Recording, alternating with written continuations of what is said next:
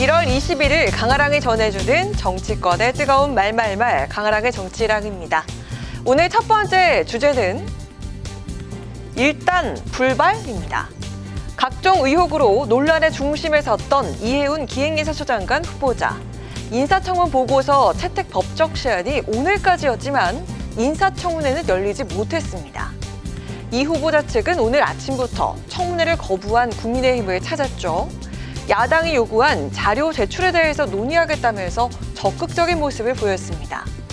국민의힘에선 이 후보자가 여전히 핵심 의혹에 대한 자료는 내지 않고 있다고 말하면서 자료가 제출되면 그 후에 청문회를 열지 판단하겠다고 밝혔습니다. 법정 기한을 넘긴 만큼 공은 다시 청와대로 넘어간 상황인데요. 하지만 여야 모두 청문회를 열어야 한다는 의견엔 공감대를 보였습니다.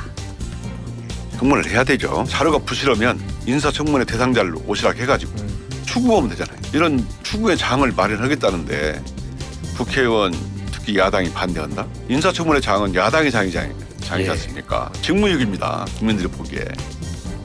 요건을 이해운 후보자가 갖추지를 못했습니다. 자료 송부 시한이 있는데 그거를 지키지 못했거든요. 10일 이내에 한 번 더 청문회를 재요청을 할 수가 있게 됩니다. 청문회 열리기 전에 미리 5일 전까지 자료 제출하시고 제대로 된 청문회가 진행되기를 바랍니다. 청문회가 열리지 않거나 보고서가 채택되지 않았을 경우 대통령은 10일 이내에 국회에 인사청문 경과 보고서 재송부를 요청할 수 있는데요. 재송부 요청 이후에도 보고서가 제출되지 않으면 인사청문회 없이 임명이 가능해집니다.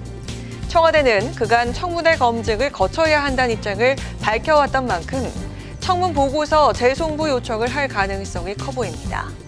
이런 가운데 정치권에선 이 후보자가 자진 사퇴해야 한다는 주장도 나왔습니다. 이해운 후보자의 그 적격성 문제에 대해서는 매우 비판적 입장입니다. 진보 보수를 떠나서 이런 경우는 무조건 대부분 장관 후보자 자격이 없다고 보거든요. 대통령에게 넘길 게 아니라 본인 스스로 빨리 결단하셔야 된다 봅니다. 조국 대표는 이 후보자가 자신의 거취를 대통령에게 떠넘기지 말아야 한다고 강조했습니다. 만약 이 후보자가 결단하지 않는다면 대통령이 지명 철회를 해야 한다고도 주장했습니다. 오는 23일 인사청문회 개최에 잠정 합의를 한 가운데 이 후보자가 충분한 자료를 제출할 수 있을지 지켜봐야겠습니다. 자, 이어서 오늘 두 번째 주제는 검찰개혁 공청회입니다. 더불어민주당이 정부가 추진 중인 중수청, 공소청 설치 법안을 두고 의견 수렴을 위해서 공청회를 열었죠. 특히 중대범죄수사청 수사 인력을 변호사 자격을 갖춘 수사사법관과 비법률가인 전문수사관으로 이원화하기로 한 것에 대해선 수정이 필요하다는 데 뜻을 모았습니다. 의견을 수렴했는데 대원칙에는 변함이 없습니다. 이재명 정부에서는 수사 기소는 반드시 분리한다. 다만 이제 그 중수청의 이원화 구조를 그냥 가져갈 거냐. 그렇죠. 수사사법관의 명칭은 부적절하다는 의견들이 많았습니다.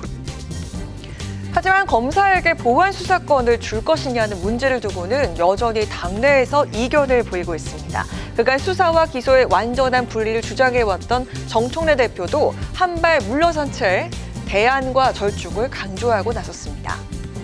이 대통령은 시간이 걸리더라도 국민에게 실질적인 도움이 되는 방향으로 법안을 마련할 것이라고 밝혔습니다. 민주당도 충분한 의견 수렴을 거쳐서 수정 방향을 잡겠다며 뜻을 모았습니다. 대통령께서도 지난해 방일 일본 방문을 위해서 출국하시면서 입장을 대통령실에 냈잖아요. 충분한 의견 수렴 그리고 수정이 가능하다. 대통령 만찬에서도 정청래 대표 한정혜 의장이 대통령께 말씀드린 대로 이런 과정을 거쳐서 좋은 작품이 나올 수 있도록 국민의 의견을 잘 수렴해서 정부에 전달하겠다.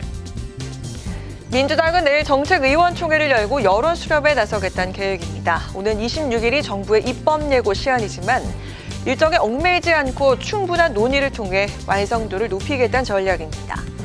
정부 안에 민주당의 수정안이 더해져 완성도가 높은 검찰개혁안이 마련될 수 있을지 주목되고 있습니다. 지금까지 강아랑의 정치 일항입니다.